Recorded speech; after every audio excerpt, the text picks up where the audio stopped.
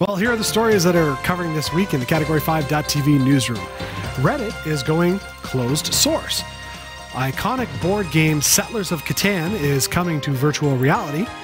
Amazon is facing at least one lawsuit from those recalled solar eclipse glasses.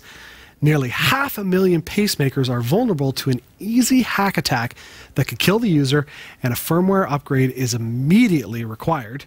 And a huge breakthrough has been made in cancer research as scientists develop a nanobot capable of killing cancer cells in under 3 minutes. These stories are coming right up. Don't go anywhere. Now here's another great way you can support the shows you love from the Category 5.tv network by shopping at GearBest. That's right, Jeff. Cat5.tv/GearBest. It's an online store for the geek streak in you. Or the loved ones. Well, of course. I mean, especially your loved ones, right? Because Cat5.tv/GearBest, quite frankly, has all of the greatest tech gifts that you could ever hope for at rock-bottom prices. Do they have cell phones? You betcha. Cat5.tv/GearBest has a wide assortment of unlocked Android cell phones and tablets. What about consumer electronics? Those make a great gift. Absolutely. From high-tech watches to action cameras, headphones, even virtual reality headsets. Cat5.tv/GearBest has you covered. They literally have it all, Jeff. Literally. Really? It's like a superstore right from the comfort of your own chair at your computer through the interweb. Yeah, there's no way they have it all. It's true. It's just a bunch of random electronics. Test me.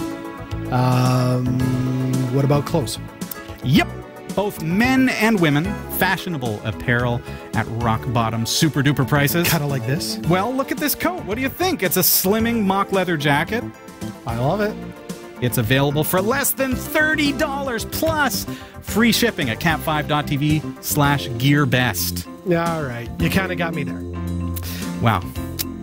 Any other questions for me, Jeff? Now that the winter has passed, flying season, do they have any good deals on, say, drone copters? Oh my goodness! Well, check this out. Dude, they have everything. Check out over 500 various drones. And not only that, they're available marked down by about 30 to up to 63% off the regular price. Love it. What's the website again? Well, you're going to find GearBest on our partners pages for any of your favorite Category 5 TV shows like New Every Day, Category 5 Technology TV, The Pixel Shadow. But of course, if you want to shop absolutely right now and you want to go straight to the site, all you have to do is visit cat5.tv/GearBest. See, that's easy. cat5.tv/GearBest. That's right. Happy shopping. I'm Jeff Weston, and here are the top stories of the week of September 6, 2017. 9 years after going open source, Reddit is archiving the source code for its website and mobile apps. The source code will still be accessible, but will no longer be updated. Reddit cites concerns about competition as one of the reasons for the change in direction. But Reddit is not completely turning its back on open source. While it will no longer be possible to access the full source code, it will still be possible to access a limited number of code bases, such as Baseplate, Rolling Pin, and Maxuna. The site says those who have been paying attention will realize that this isn't really a change to how we're doing anything, but rather making explicit what's already been going on. And users are not convinced by that explanation. Reddit explains that the initial thinking behind open sourcing the project was to ensure the site would stay alive no matter what happened to the company itself. Well, 9 years later, Reddit has evolved into a gigantic online beast, and the company points out that it has done a terrible job of keeping its open source project repos updated. In a post explaining the changes, founding coder Christopher Slow says open source makes it hard for us to develop some features in clear, like recent video launch, without leaking our plans too far in advance. As Reddit is now a large player in the web, it's hard for us to be strategic in our planning when everyone can see what code we're committing. The iconic board game Settlers of Catan is coming to virtual reality. A new version is being developed by game studio Experiment 7, which previously created a pair of VR to take on chess, with feedback from the original minds behind Catan. The VR game, which is coming to both Oculus Rift and Gear VR, and called simply Catan VR, is described as true to the classic, but optimized for virtual reality with a fresh, fully immersive format. Unfortunately, right now the creators aren't showing off what the new VR title looks like, though it appears that it will feature both a single-player and online multiplayer content. I love Settlers of Catan.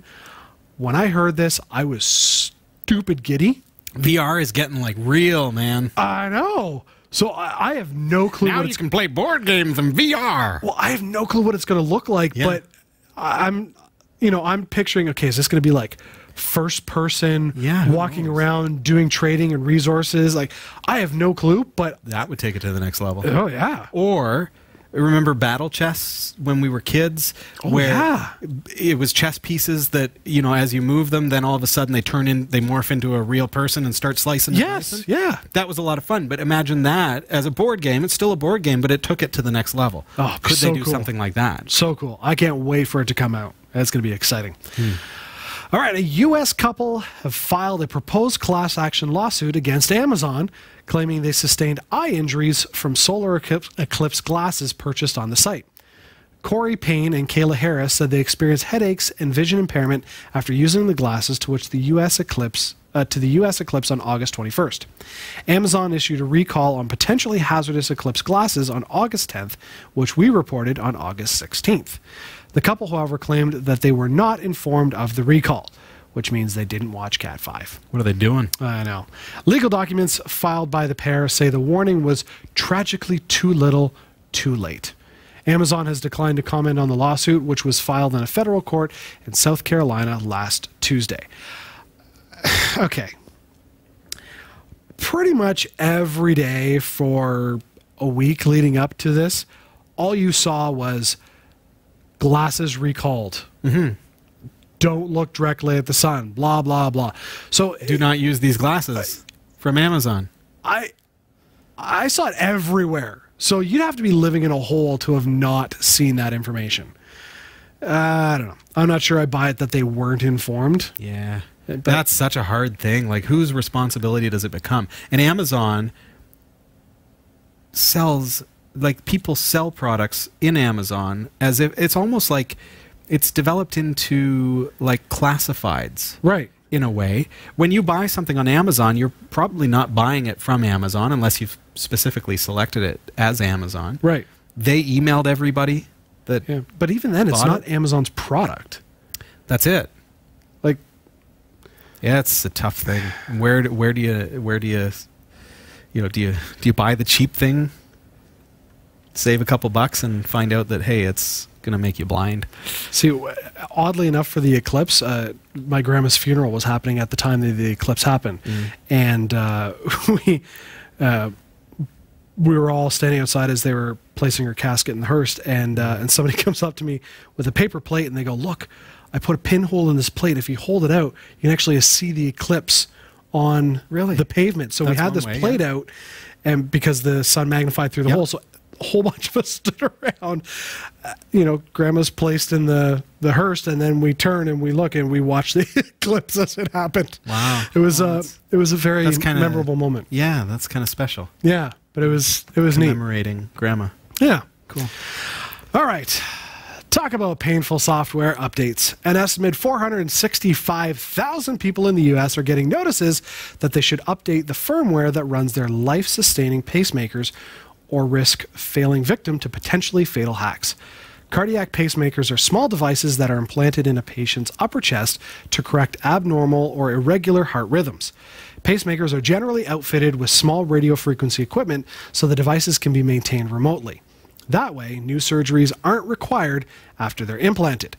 Like many wireless devices, pacemakers from Abbott Laboratories contain critical flaws that allow hijackers within radio range to seize control while the pacemakers are running. Abbott representatives wrote in an open letter to doctors, if there were a successful attack, an unauthorized individual, i.e. a nearby attacker, could gain access and issue commands to the implanted medical device through radio frequency RF transmission capability, and those unauthorized commands could modify device settings, example, stop pacing, or impact device functionality.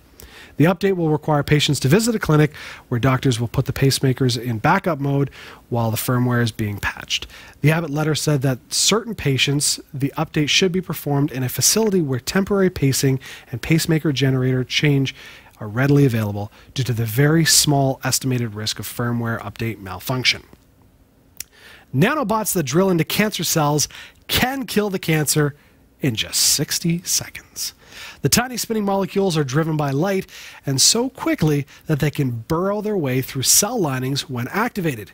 In one test conducted at Durham University, the nano machines took between 1 and 3 minutes to break through the outer membrane of prostate cancer cell, killing it instantly. Wow. The motor is a rotor-like chain of atoms that can be prompted to move in one direction, causing the molecule to rotate at high speed. Dr. Robert Powell of Durham University said, "We're moving towards realizing our ambition to be able to use light-activated nanomachines to target cancer cells, such as those in breast tumors and skin melanomas, including those that are resistant to existing chemotherapy." Once developed, this approach could provide a potential step change in non-invasive cancer treatment and greatly improve survival rates and patient welfare globally. The scientists whose work is reported in the journal Nature created several different light-activated motorized molecules designed to home in on specific cells. The researchers are already proceeding with experiments in microorganisms and small fish and hope to move to rodents soon ahead of a clinical trial in humans if animal testing is successful. I love this. Awesome. I think it is probably one of the coolest news stories we have ever covered. It's like life-changing, literally, for some people. But the fact that you could take, I mean, when you look at a picture of it, it's not, I mean, we're talking literally atoms. Like, it's small. Our picture is an artist rendering, so understand this is something that is so incredibly microscopic. Like, you can fit tens of thousands of them on a single hair. Probably millions. I mean, millions. Who knows? Like, I don't even. Millions. But I think this is so neat. And the fact that it's been something that's been manufactured and it's controlled by light, and then it's gone. Like, you go in there and the cancer's gone. It's obliterated. It's killed.